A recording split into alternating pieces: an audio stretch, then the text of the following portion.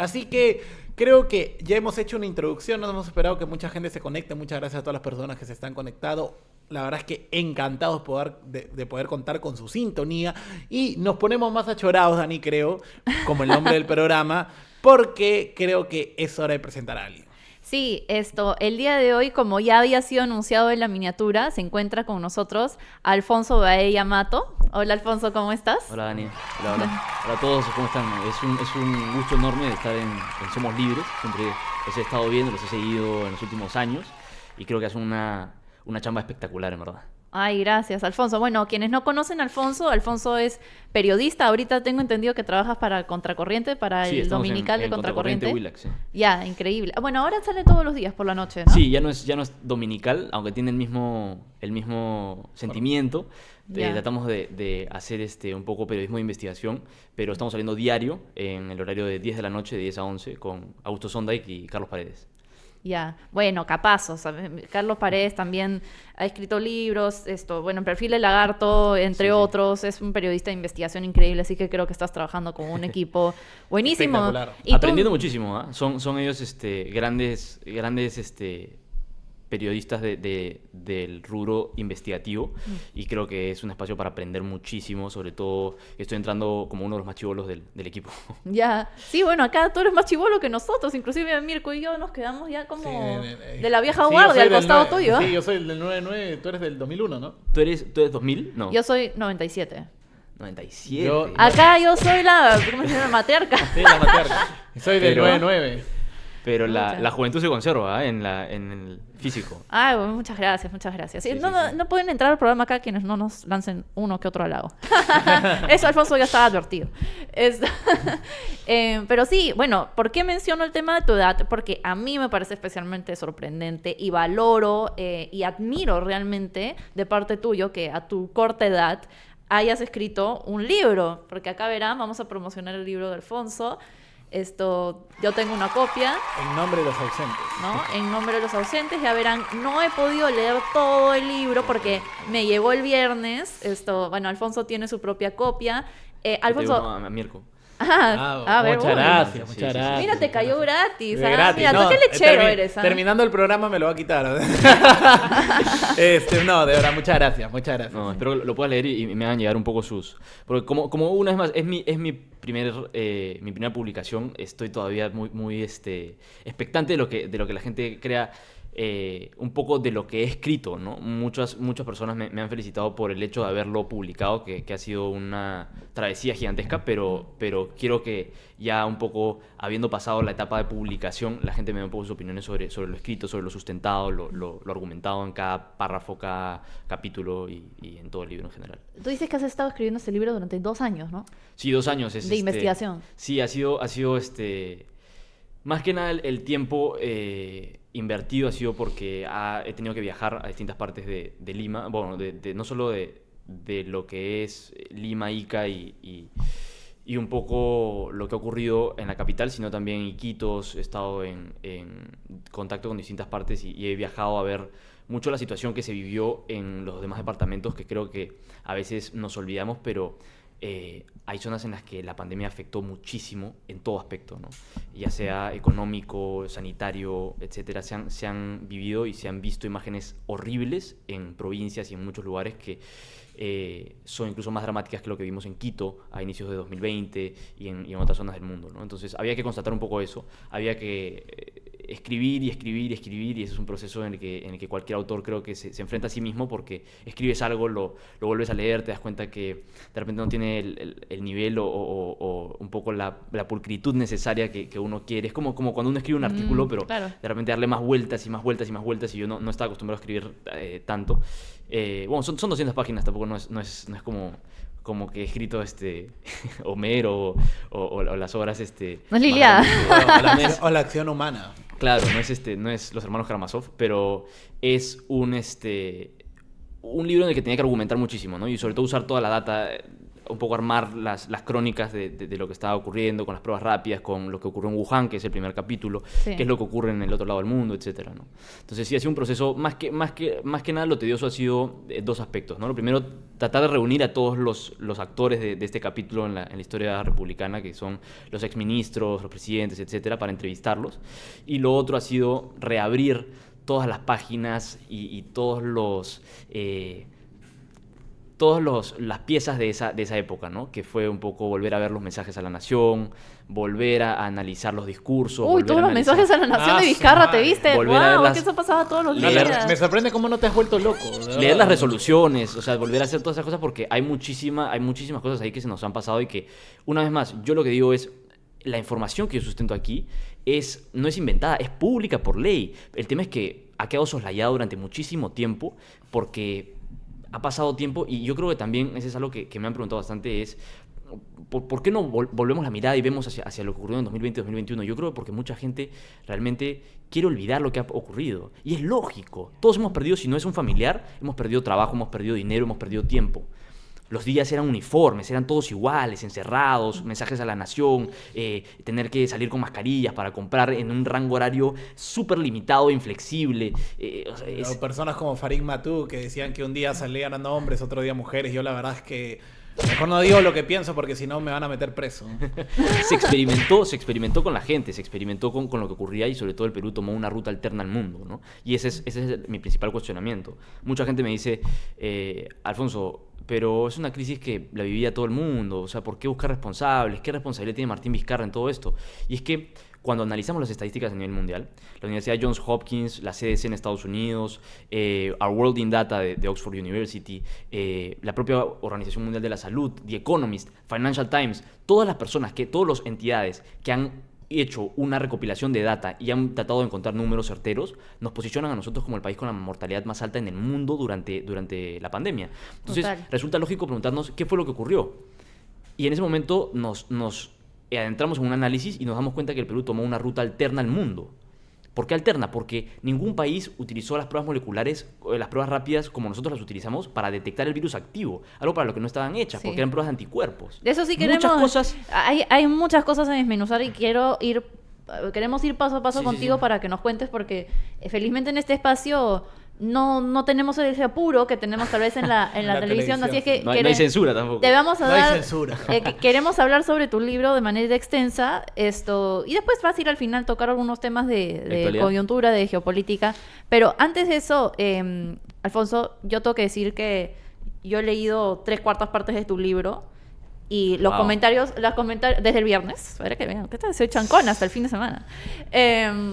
Y te voy a dar todos mis comentarios Por supuesto, cuando no tú estemos en Esto va a ser vivo. una crítica en vivo. Puede No, ser bueno, puede ser malo. pero sí voy a decir en vivo y públicamente que, bueno, creo que soy una persona que leo bastante. Soy una persona que lee bastante, ahorita mismo estoy haciendo una maestría. Y la verdad que la manera de escribir ese libro es muy didáctica, se lee muy bien, la verdad que no me ha costado leerlo. O sea, hay libros Ese es- que a veces te cuesta como empezar y Ha sido un poco el reto, profundizar. ¿no? Yo creo que el reto en principio, y fue algo que conversé con Pancho de Pierola, porque me acuerdo que en un momento, cuando recién el libro estaba un poco en pañales y era solamente una investigación, eran muchas dudas sin respuestas, me acuerdo que lo converso con Pancho en una cena una vez que estábamos con un grupo de gente y le digo, oye, yo estoy tratando este tema a profundidad, lo que ha ocurrido, le cuento un poco sobre los hallazgos que había ido desmenuzando en la investigación y me dice, hablemos de esto en un TikTok, hablemos de esto hagamos un video, hagamos esto y el otro. Y le digo, dame un momento porque lo necesito ahorita y para mí lo más importante es organizar la información de modo que la comunicación de lo que ha ocurrido sea para todo el mundo. Sea fácil de entender, no sea algo tedioso. Es que no sea puedes algo resumir esto en un TikTok de 3 minutos. Pero puedes. no solo en un TikTok, en un Tendrías video, que hacer 10 él TikToks, había, no sé, o había siempre. que elaborar mucho la forma en la que lo comunicábamos, ¿no? Entonces la organización de capítulos ha sido un borrador de idas y venidas, de Claro. ver el índice, etcétera, muchísimo como pensamiento detrás de eso para ver cuál es la forma más fácil de que las personas entiendan lo que ha ocurrido y sea algo que puedas recordar también, pero no. Sí, y la verdad, la manera en la que empieza el libro es muy captivador. No quiero hacerle spoilers a la audiencia, pero yo misma me conmoví con la manera en la que empieza el libro porque se nota la motivación intrínseca que tienes al haber hecho esta investigación y la verdad me rompió el alma cuando empezaste. Pero a propósito de eso, a ver, vamos en orden. Pero yo creo que una de las preguntas más importantes al respecto es... porque hablabas un poco de los sucesos al interior del país y lo que pudiste investigar. ¿Cuál es el suceso que más llamó tu atención en tu investigación respecto a la pandemia y que no gran parte del público lo sabe? Yo creo que, en principio, ha habido muchísimo secretismo en torno a lo que ocurrió con las vacunas, ¿no? En principio. Eso es un hecho que cuando me generó mucha indignación, porque cuando yo empiezo a investigar y cuando yo pido los papeles por transparencia y pido todo tipo de detalles de lo que había ocurrido, sobre todo desde antes, porque que tú quieras acceder a la negociación de las vacunas ya en el 2021 o la forma, o sea, los montos de compra, eso tiene cierta lógica que te pongan algunas trabas, pero a inicios del 2020 ya existía una comisión vacuna, que era el Comando Vacuna, el Comando Vacuna COVID-19, que era un grupo de empresarios que se habían organizado y que le reportaban a Pilar Macetti ciertos hallazgos, ciertas conversaciones y negociaciones con laboratorios. Pilar Macetti, que fue la ministra de Salud, la durante, que dijo que nos iba a vacunar el día siguiente, descubrimos que sí se había vacunado en secreto. El capitán se hunde con el barco y al día siguiente renunció porque ella estaba vacunada. Entonces, cuando... Increíble, o sea, me río, pero en realidad es indignante. No. Cuando yo empiezo a investigar, yo pido, ok, no quiero lo último, sino quiero lo del comienzo. Quiero saber cuáles eran esas negociaciones iniciales del Comando Vacuna, de los empresarios. Y me responden desde Transparencia y me dicen que no era posible acceder a esa información porque con un decreto supremo en el año 2021 se declaró que todo lo que tenía que ver con cualquier negociación de vacuna tenía como un candado de secretismo que no se podía tratar, ¿no? Entonces era una confidencialidad excesiva para algo que yo creo que le compete a todos los peruanos, ¿no? Saber cuánto hemos gastado en esto. Y eso es algo que se ha abierto en todos los países. En Estados Unidos se han escrito 3, 4 libros sobre the Pfizer Papers. Entonces... Se conoce a profundidad cómo es que se han negociado las vacunas en la mayoría de países, excepto acá. Y eso tiene un correlato con lo que ha ocurrido con el Vacunagate. Recordemos que Martín Vizcarra organiza y autoriza los ensayos clínicos por parte de la Universidad Cayetano Heredia y con el laboratorio Sinopharm, pero no deja nada para los peruanos. ¿A qué me refiero con esto? Que cuando en diciembre el gobierno de Francisco Sagasti, que ya había asumido, da una conferencia de prensa y revela que el gobierno de Martín Vizcarra no había dejado ningún contrato firmado, ningún adelanto de pago, ninguna forma de poder asegurar que las vacunas iban a llegar. Entonces nos preguntamos lógicamente qué fue lo que se hizo durante tanto tiempo, qué fue lo que significó, lo que resultó de todos los ensayos de vacunación. Nada, no hubo nada ni siquiera. Claro, porque recordemos en esa época que decíamos que estábamos en la última, o sea, que éramos el último país en la cola para recibir las vacunas, en la cola, ¿no? Y se nos dio muchas excusas, que Estados Unidos había comprado todo, que Donald Trump ya había... Todos los países compraron y el Perú fue uno de los últimos en recibirlo. Y sobre todo hay un análisis interesante en el subcapítulo número 10 del tercer capítulo, que es donde yo analizo un poco la tesis del libro, que es vacunación tardía, ¿no? Y ahí donde yo hago una comparación entre la curva de mortalidad del pico del 2021, que fue el más grave y el más crítico, y el inicio de la vacunación. Entonces nos damos cuenta, si vemos la comparación de las dos gráficas, nos damos cuenta que cuando ya estaba bajando la mortalidad de forma natural, en ese momento recién empieza la vacunación. O sea que las personas recibieron la vacuna cuando ya lo peor había pasado. Y eso es un análisis muy crítico y muy, yo creo, certero. Yo justo, a raíz de lo último que acabas de decir, centrándonos un poco más en Vizcarra, no tanto por ahora, en Sagasti, ¿qué diferencia tuvo para el desenlace de la pandemia que Vizcarra fuera el presidente, ¿no? O sea, ¿cuál fue el factor diferenciador de él, específicamente en él, con respecto a todo? Porque imagínate tú, cualquiera de nosotros pudo haber sido presidente en ese momento.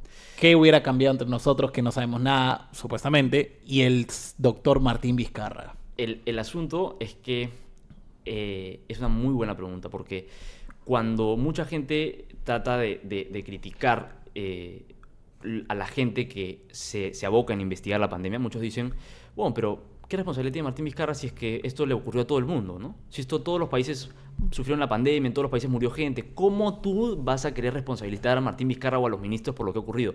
Entonces ahí nos damos cuenta la forma en la que gobernó Martín Vizcarra durante ese momento. Hubo un populismo, una demagogia excesiva con los mensajes a la nación. Pero no solo eso, sino que su gabinete inicial, que fue el gabinete de Vicente Ceballos, tiene una barrera ideológica que le impide recibir donaciones por parte del sector privado, de empresas mineras, de parte de gremios. Tiene un Lo ministro- rechazaron tajantemente, ¿no? O sea, el sector Tajantemente. privado dijo, En- donamos oxígeno, y el No gobierno quisieron. dijo, no gracias. Dijo no O sea, gracias. fue y increíble. se les puso todo tipo de trabas y se les incluso como trató con este desdén porque era el sector privado. Incluso hay declaraciones de Rocío Barrios, que fue ministra de Producción en ese momento, que dice, bueno, es que el sector privado a veces quiere que lo llamen con bombos y platillos y quiere que estén acá. Yo diría que o es al sea, revés, ¿no? Perdón. Estamos en una crisis mortal, la gente se está muriendo. ¿Qué importa si necesitan que bombos y platillos? O sea, que No. es falta de gestión, es un problema de negligencia y de falta de liderazgo y de capacidad. O sea, ahí nos estamos dando cuenta, pero eso es solamente un aspecto. Víctor Zamora tenía una estirpe ideológica muy grande, ¿no? El ministro El de ministro de Salud, Salud. que Recordemos fue el que dijo que todos nos íbamos a morir, y ahora es creo que director Roche. de la maestría de gestión pública en la Católica, ¿no? Así es. El señor Zamora asegura que todas las decisiones que ellos han tomado fueron absolutamente técnicas y correctas, pero luego nos damos cuenta que experimentaron con pruebas rápidas, experimentaron con mascarillas de tela, experimentaron con salidas por sexo. La doble mascarilla. Experimentaron con guantes de La doble látex, mascarilla. cuando era algo que estaba completamente mal visto, incluso por la OMS. Experimentaron de mil formas con la ciudadanía. Y tenemos también a María Antonieta Alba, ¿no? Que de forma, yo lo trato un poco irónico en el libro, de forma inexplicable, una chica de 35 años, sin mucha experiencia en gestión pública, asume la cartera de Economía, siendo una cartera bastante grande históricamente. Ella asume el ministerio y le toca enfrentar la pandemia, y ella trata de liderar la respuesta del Perú frente a una crisis sanitaria de la que no entendía y de la que no conocía, y a pesar de eso se embanderó por comprar pruebas rápidas, se embanderó por hacer muchas gestiones que eran bastante cuestionables. Luego, Bueno, además, perdón por cortarte, pero no mucha gente recuerda ese hecho, que es que cuando María Antonieta Alba sale como ministra de Economía, ¿a dónde se va? Claro, eso es ¿A dónde se va? A ver, importantísimo. cuéntanos, Alfonso, para que la gente ahí sí realmente nos vamos a poner bien achorados cuando Sí, sepan este dato. En el epílogo trato bastante ese tema porque cuando ella sale, y es apenas un par de meses después de la caída del régimen de Martín Vizcarra, en diciembre de 2020, ella empieza a trabajar en la Casus, que es una empresa que tiene un convenio con COVAX Facilities. COVAX Facilities era esta facilidad para que las personas puedan comprar vacunas, los países pobres puedan acceder a vacunas. Sí. Se fue a Suiza, de hecho, o sea, salió del Perú, se fue a Suiza. Y se fue a trabajar, o sea, resulta bastante cuestionable que la mujer que Hizo la gestión de las compras. millones de soles a COVAX Facility y terminó trabajando ya. para ese mismo organismo meses después de haber Qué salido del raro. gobierno. O sea, leí la La puerta verdad, muy giratoria. muy raro todo, Puertas ¿no? giratorias, no igual que Víctor Zamora, que después de haber comprado pruebas moleculares de Roche, terminó trabajando para Roche o terminó le ofrecieron un puesto en Roche a los año y medio o a los 2 años que Para no ser la Roche, para no serlo tan rochoso. para no serlo tan rochoso, porque coincidentemente el tiempo que necesitaba para que un proveedor pueda contratar con el Estado son como 2 años, es un gap de 2 años de tiempo. Entonces, El tema de las pruebas rápidas y las pruebas moleculares sí me gustaría que lo expliques claro. un poco más o lo expliquemos un poquito más al público, Sí. porque me parece que fue una de las claves Sí. en la falta de detección del virus temprano, y tú en el libro hablas acerca de... bueno, no sé si será por incapacidad o ya nos contarás tal vez por corrupción, que se han adquirido pruebas que en realidad daban falsos positivos, falsos negativos, que inclusive tú mencionas, la OMS recomendaba desde el inicio de la pandemia las pruebas moleculares para la detección temprana, y aquí pues la combinación letal de la prueba rápida y la cuarentena en un país en el cual tenemos condiciones de hacinamiento, era la prueba. Digamos que esos dos factores me parecen muy importantes para la consecuencia que tuvo la pandemia. es crítico el asunto de las pruebas rápidas y resulta inexplicable que hasta el día de hoy el señor Víctor Zamora sigue defendiendo el uso de las pruebas rápidas porque ellos aseguran que era lo mejor que se podía comprar en el panorama y en el contexto en el que estábamos. Eso no era cierto. Eso es una falsedad, porque habían distintos recursos y distintos accesos a recursos que se podría haber tomado una ruta distinta, y eso es a lo que voy. La compra de pruebas rápidas tiene dos aristas. Mejor dicho, la relación del Perú con las pruebas rápidas tiene dos aristas. Uno es la compra y otro es el método de uso de estas pruebas. ¿Qué es lo que ocurre? En enero de 2020, cuando todavía la pandemia no era una situación crítica en el Perú, en enero de 2020 llega a Cancillería un documento de la OPS, la Organización Panamericana de la Salud, donde explica un poco qué es lo que está ocurriendo en Wuhan, qué es lo que está ocurriendo en China y qué medidas tomar desde el Perú para poder un poco combatir esta situación. Especifican todo en ese papel, especifican incluso el flujo de turistas chinos que vienen al Perú, las posibilidades de contagio, explican una serie de cosas, y dentro de esas características explican cómo detectar el virus, y explican enfáticamente que lo que era necesario para la detección era una prueba molecular. La OMS, meses más tarde, publica todo. Lo confirma. Lo confirma, y esto lo hace público. El genoma del virus, que es fundamental, se conocía desde enero, desde fines de enero. Que es el genoma, es la arquitectura del patógeno, ¿no? O sea, has tenido que investigar hasta biología para el libro. Microbiología y virología, ¿no? Sí, hay varios libros muy interesantes. Muy interesantes. En el primer capítulo hago una descripción sobre eso, porque hay que entender un poco cómo es que funciona la arquitectura de este patógeno infeccioso. Entonces, lo que ocurre es que se conocía desde un inicio que era un virus de tipo SARS. Los virus de tipo SARS son virus que atacan el sistema respiratorio, como el nombre lo dice en inglés, ¿no? Es un acrónimo. Entonces, es un virus que ataca fundamentalmente a los pulmones, y es un virus que debe rastrearse con unas ciertas herramientas. Una es la prueba molecular, es la prueba por excelencia. Y eso lo especifican desde un comienzo. Es por eso que el Estado peruano empieza a comprar, desde enero, compran distintas pruebas moleculares para detectar el caso cero. Y eso es fundamental, porque la gente a veces lo obvia. El caso cero también lo mencionas. El caso cero... Inclusive muchos de nosotros pensábamos, no sé si tú te acuerdas, Mirko, más o menos que en marzo, cuando nos lanzaron la cuarentena de un momento a otro, que ahí nomás había sido el caso cero, pero tú dices de que el caso cero fue mucho antes. Eso, la verdad, yo nunca lo había leído de eso, y lo leí por primera vez en tu libro. Es una situación que se empieza a conocer. El comercio descubrió que antes de que se revelara el caso cero, ya había habido una muerte en el Perú por COVID-19 en Zaposoa, San Martín. Entonces, ¿en qué fecha? Este el libro. Yo creo que en enero, febrero, ¿no? Enero, un poquito antes. Primeros días de marzo, ¿no? Cuando nos dicen que... O sea, antes de que se revele el caso cero, como lo dijo el MINSA, ¿no? Entonces nos damos cuenta que bajo esa lógica, y si uno analiza con algunos expertos epidemiológicos, etcétera, va corroborando la crónica, el caso cero tiene que haber ocurrido en enero o febrero del 2020. Entonces, lo que ocurre es que el Perú empieza a usar pruebas moleculares para detectar los casos cero, y todos los casos cero y los potenciales casos cero, como ocurrió en el Perú. Muchísima gente llegaba de Wuhan a Lima, a provincias, muchísima gente. O sea, muchísimos ciudadanos de origen chino llegaban de la misma ciudad donde era el epicentro del virus. Entonces, lo que ocurría es que se detectaban los casos con pruebas moleculares, y de pronto, conforme esto va avanzando, en la OMS, Tedros Adhanom, que es el presidente en ese momento, da un anuncio, y él asegura y pide de forma enfática que que los países lo que hagan es compren pruebas y que hagan tests. Él incluso dice test. Es la única forma de lograr controlar el virus, porque lo que había que hacer era acercarlo. El contact tracing, ¿no? Exactamente.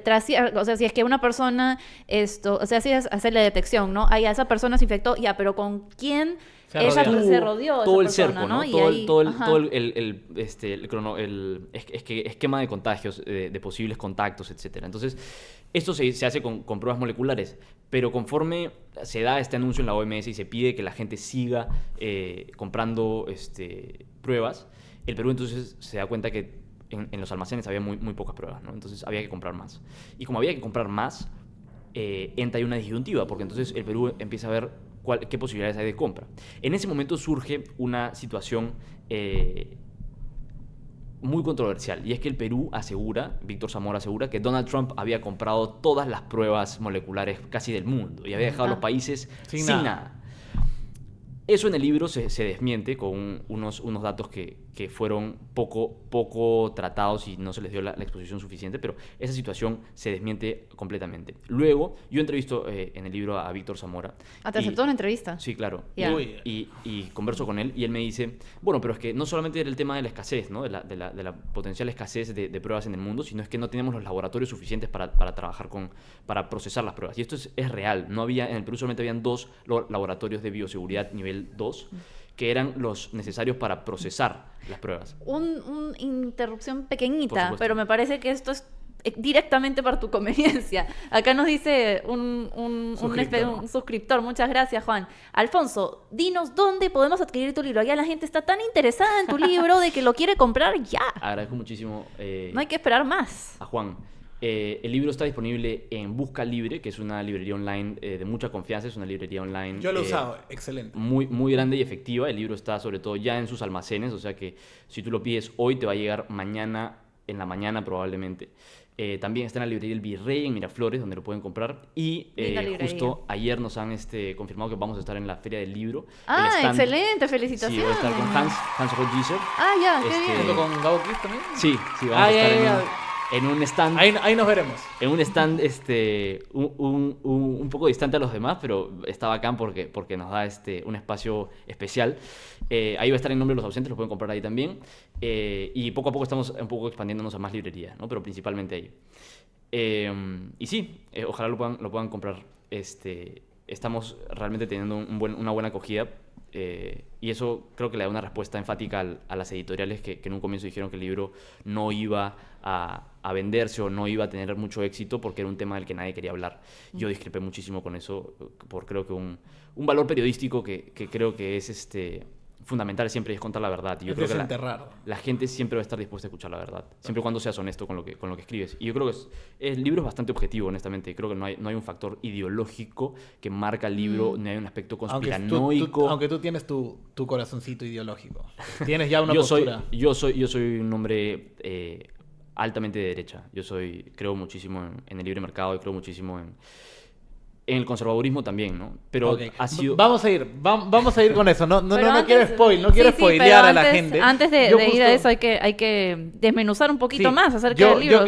Yo quería preguntar mucho, juntar 2 preguntas sobre justamente el factor político Sí. internacional con respecto a el tema de la pandemia, ya que quería saber cuál tú viste fue el rol del Partido Comunista Chino con respecto a la propagación de todo esto y qué tanto influyó todo esto, porque todos sabemos que ocultaron, ¿no? Sí, claro. Bastantes cosas, pero ¿qué tanto ocultó y qué tanto se pudo haber evitado si es que no hubiera habido esa censura informativa con respecto a todo esto? Muchísimo. Financial Times hace una crítica bastante dura al Partido Comunista Chino, porque ellos dicen, esto se pudo haber evitado muchísimas muertes si es que esto se comunicaba a tiempo. Y ellos aseguran que sí, desde un comienzo, el capítulo 1 creo que lo expone bastante bien del libro, hubo muchísimo secretismo. La pandemia del COVID-19, desde los inicios, desde el epicentro y desde los orígenes, es una historia de censuras, de médicos silenciados, de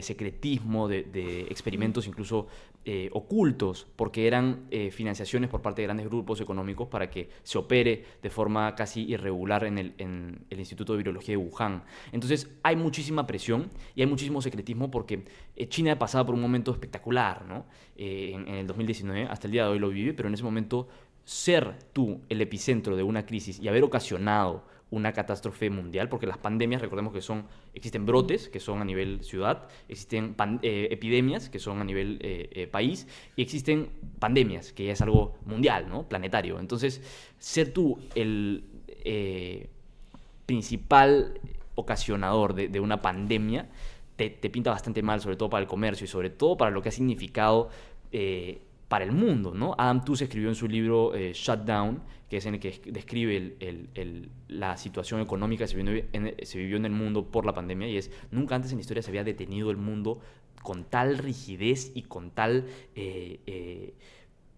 velocidad. Se detuvo todo, ¿no? Toda la economía. Entonces, haber hecho eso, yo creo que China se vio en una situación casi de acorralamiento y querían tratar de patear esto lo más posible. Entonces, recién ellos han revelado información necesaria para la OMS y para otras instituciones internacionales en enero, quincena de enero, incluso a fines de enero se termina de conocer todo. Entonces, hubo un retraso en el tiempo, por supuesto. Hubo un perjuicio para la población mundial por no haber revelado esta situación a tiempo. Yo creo que sí, de todas maneras. Yo quisiera hacer una pregunta final antes de ya transicionar a los temas internacionales, ¿no? Para no... Transicionar, te has quedado con esa palabra, ¿no? Ay, ya. Bueno. Bueno, para discutir algunos temas del día, porque así lo prometimos en el directo, ya Mirko ya nos dirá acerca de las noticias del día de hoy, interesantes, geopolíticas internacionales. Pero antes de eso, yo quería hacerte una pregunta que creo que sigue siendo tal vez una fake news o tal vez una desinformación o que las personas todavía no lo tienen claro, ¿no? Porque yo hasta que leí tu libro que no había encontrado la recopilación de evidencia tan contundente al respecto, que es que muchos nos quedamos con la idea que el virus salió del mercado chino en Wuhan, Sí, que claro. el murciélago que hizo, ya saben qué, y se pasó a los otros animales y que luego así el virus pasó de manera natural a los humanos. claro. Pero tú en este libro sostienes que no es así. No. Tú le das más favor a la teoría y bueno, la evidencia es bastante contundente que en Oxígeno realidad fue artificial. un virus fabricado. Así es, durante mucho tiempo se trató el virus como una situación natural, una evolución misma incluso se habló del medio ambiente y la forma en la que habíamos contaminado, la forma en la que habíamos nosotros ocasionado que el virus evolucione y mute, ¿no? De un murciélago pase a una persona, ¿no? Se trató quizá con un poco de sorna el hecho de que alguien se había comido un murciélago, pero lo cierto es que no existen la evidencia suficiente. Se trató esta como la versión única y la verdad evidente cuando en realidad no fue así. Suficiente evidencia hoy en día sustenta lo contrario. No existían en Wuhan comercio de murciélagos, tampoco de pangolines, que era este animal intermedio en el que podía haber mutado el virus. Y la mayoría de variables en cuanto a esta teoría se caen muchísimo cuando uno empieza a investigar y empieza a ver las revelaciones que poco a poco se fueron dando. El Congreso norteamericano, el Parlamento, hizo una investigación a profundidad muy grande que se llama Select Committee of the Origins of Coronavirus, que es un poco indagar hasta el final qué fue lo que ocurrió en la pandemia, o sea, con los orígenes de la pandemia. Ellos llegaron a un informe de 500 páginas que tuve la oportunidad de leer apenas salió.